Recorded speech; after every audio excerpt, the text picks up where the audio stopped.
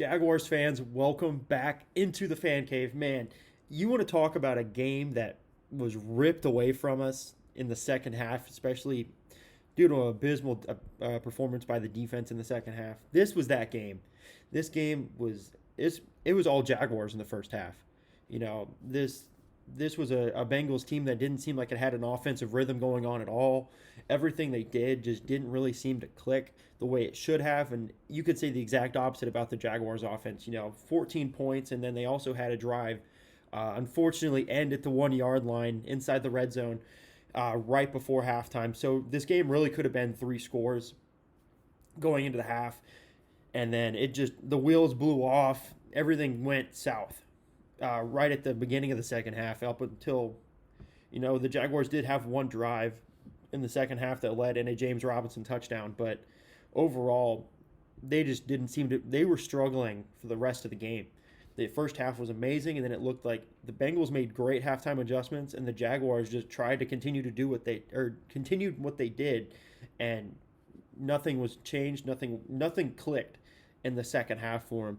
But our man Trevor Lawrence, I got to represent on his good days because this was a hell of a day. This was by far his best game in a Jaguars uniform. Passer rating of 96.5, 70% completion percentage through the air, 17 of 24, 200 plus yards. Unfortunately, no scores, but on a bright side, this is his first no turnover game. The Jaguars did not have a turnover this game, first one of the year.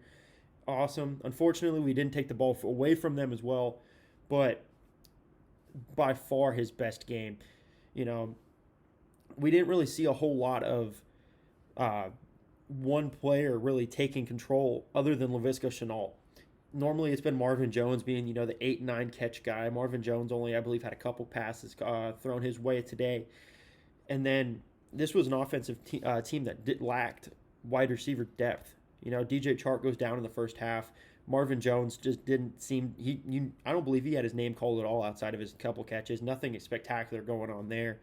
But Laviska freaking Shenault. You want to talk about someone that's been lying in wait. That is Laviska Shenault. 6 catches, 99 yards. He had the longest play of the entire game, 52-yard bomb from Trevor Lawrence. On that play, he was rolling out to his right, and I'm thinking, okay, yeah, he's throwing it out of bounds. He's getting pressured. And then, camera zooms out, pans over 50 yards, and there's Laviska Shenault in one-on-one coverage, makes a great play on the ball, and puts us right back into position to score. So, by far, Laviska Shenault, great game from him. And we have the blueprint, Jaguars fans.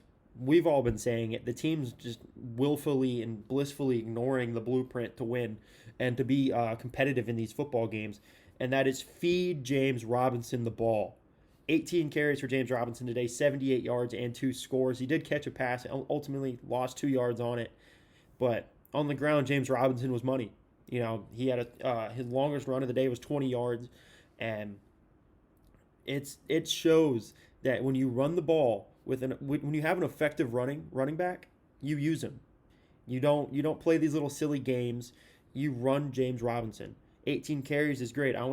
We've shown that 15 to 18 keeps you competitive. Let's push it to 20. Let's push it to 23, 24.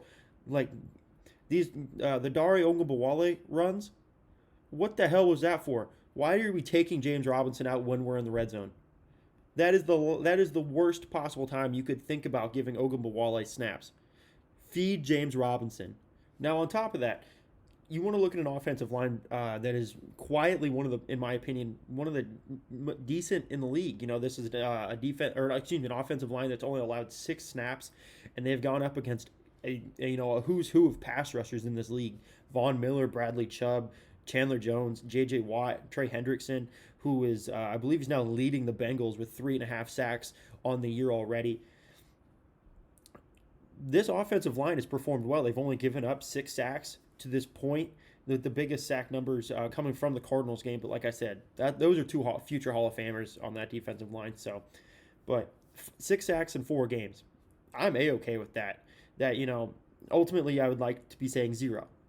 You're not going to have 0 when you're going up against those 5 players I just named. It's not going to happen. They're going to find the quarterback. That is what they do. That's why they get paid $20+ million a year to do it.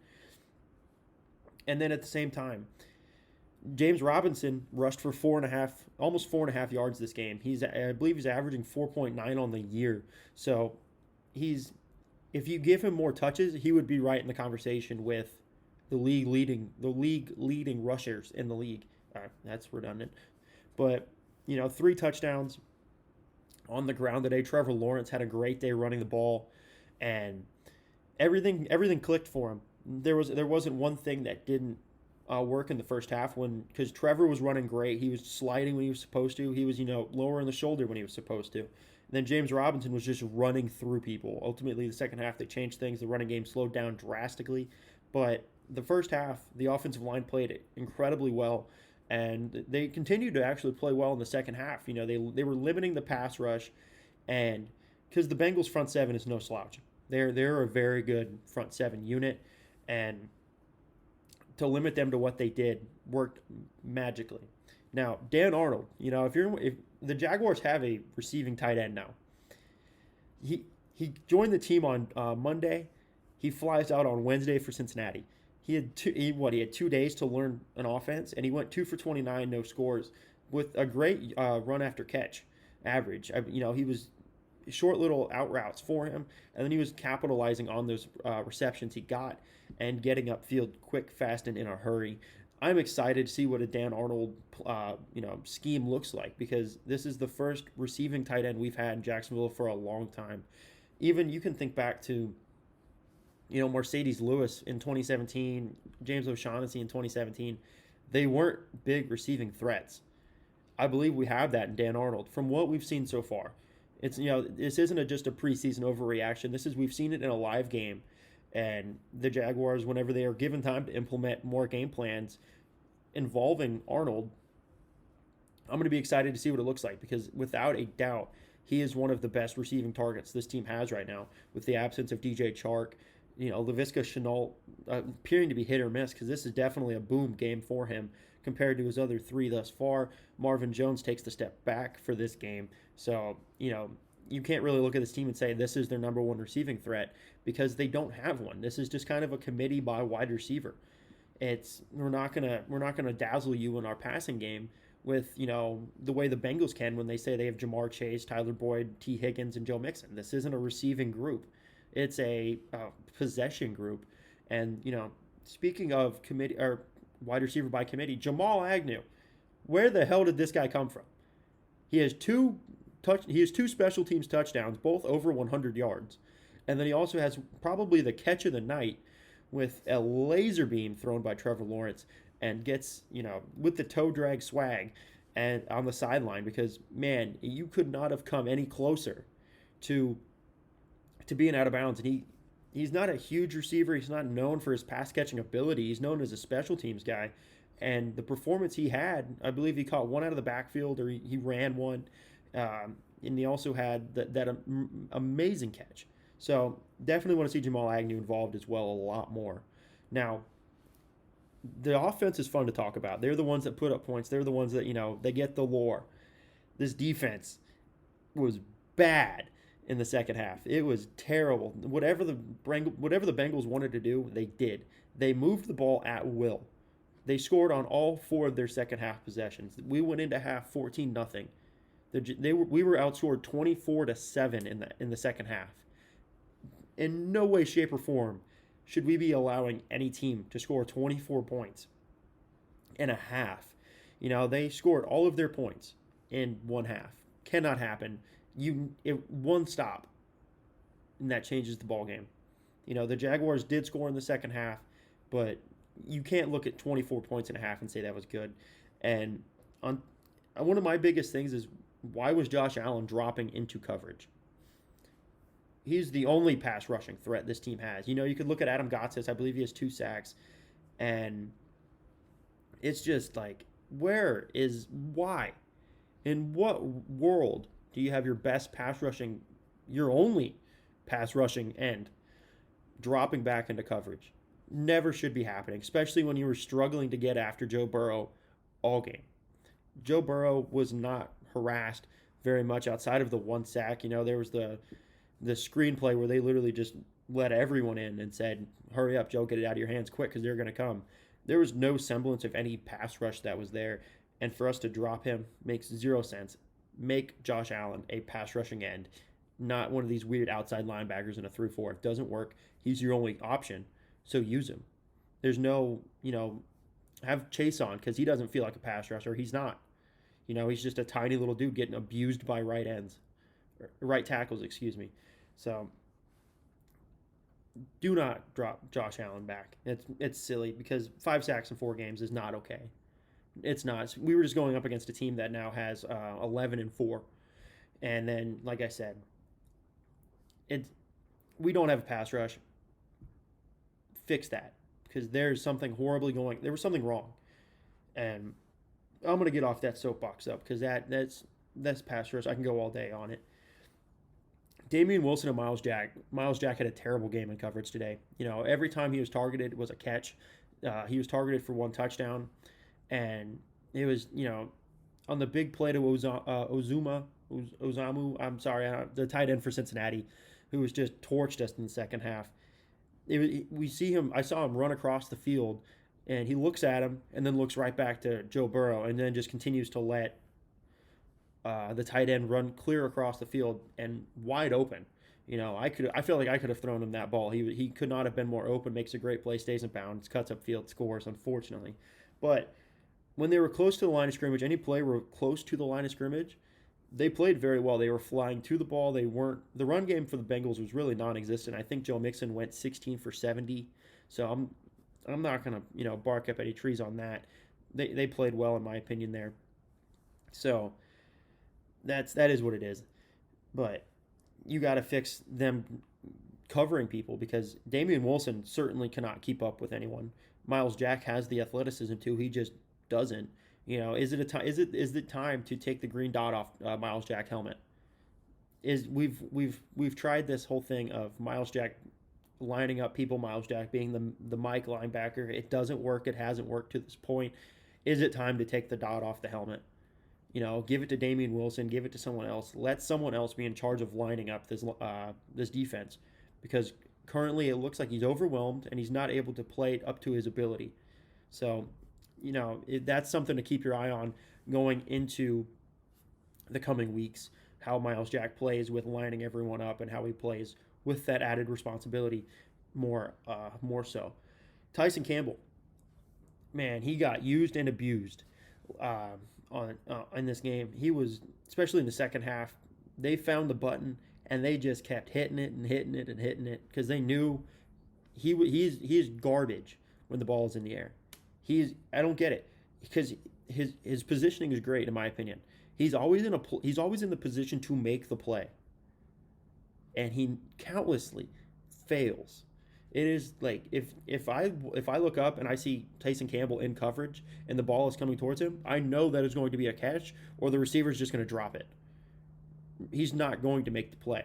I've lost every ounce of confidence in Tyson Campbell to make the play, and now with the absence of C.J. Henderson, where he's gone, he played 10 games and 19 out of 19, and just he never when he was here, great. But didn't play for the Cardinals, and did it look like we were really missing a corner? No, it just looked like all of our corners were bad. Shaq Griffin's okay. I wish we had someone to be better than him because I definitely would love to upgrade that position. That's probably one of the two I think needs the most improvement. So it's the same thing with these linebackers. Whenever the play is close to the line of scrimmage, within like 10 yards of the line of scrimmage, Tyson Campbell's a very good player. It's the second he has to turn his hips and run with a receiver, it's like he forgets he's playing football, and it looks like he's just running with this guy, staying with him, because he does that well. He just refuses to make the play on the ball. So, massive liability, needs to get it fixed. Hopefully they can, because that's been his issue his entire time. Even back to his Georgia days, he was garbage when the ball was in the air. So, and the Dewey Wingard revenge tour continues. He played a great game today, in my opinion. Had a potential interception. It would have been awesome. Unfortunately, didn't come in bounds with it. Burrow just kind of floated it up to Chase, and almost came down with the interception. Fortunately, didn't. Rashawn Jenkins, I think, played very well today as well. The safeties, they've played better these past 2 weeks, especially Dewey Wingard. Jenkins has been kind of just that middle of the pack safety. Wingard looked like he was hot ass in his first 2 games. These second two, he's looked like a very competent safety. So who knows? Maybe he's going to eat my words. Maybe he's been watching my videos and reading Twitter and seeing everyone say, "Why the heck is this guy playing? Why isn't Andre Sisco playing?" This is probably why, because this is what he was showing in practice. This is what convinced Urban Meyer and Joe Cullen to start Wingard over Sisco. So if this continues, I'm happy. I'm more than ecstatic to see Wingard play up to this level. And now on to the special teams. We have a kicker, I think. I mean, I don't know. We didn't see him kick a field goal, but he went 3 for 3 on his extra points today. That is the missing piece of this special teams unit. In my opinion, it's the best special teams unit in the league. We have a kicker kicking at an all-pro level. He is like, if you want to look at one bright spot and say this is it, Logan Cook. As sad as that is to say, that our punter is our special teams, ace, and he's arguably one of the top 5 best players on this team right now. If you had to rank them, you'd go, who? Logan Cook. If I legitimately had to make a list of the 5 best players to this point, Logan Cook is on that list, and he's probably not 5'4", 3. So I'm gonna get off that high horse, but Matt Wright and Logan Cook look to be like they're competent people. And then only one return for Agnew, unfortunately. I believe he got like a 20, 25-yard return. Nothing special there, but we really shouldn't be expecting a kickoff return for a touchdown or, this 50, 60, 70-yard return consistently from him. There's a reason you don't see it very often. There's a reason they make SportsCenter for the entire week and possibly into next week. They were showing that the kick 6 last week, or from the Cardinal game during this game, to hype up Agnew. So you're going to be seeing that kick every Jaguar game when Jamal Agnew's back there. You're going to be seeing both of them, one of the two.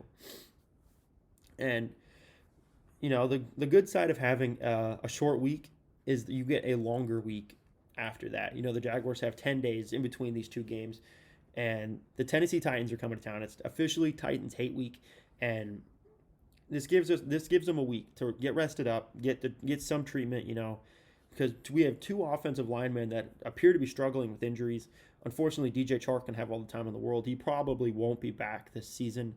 Is this the last time we've seen DJ Chark play in a Jaguars jersey? I'll probably make a video going in depth on that and what I think the team should do, and if he does eventually, when he does go on the IR.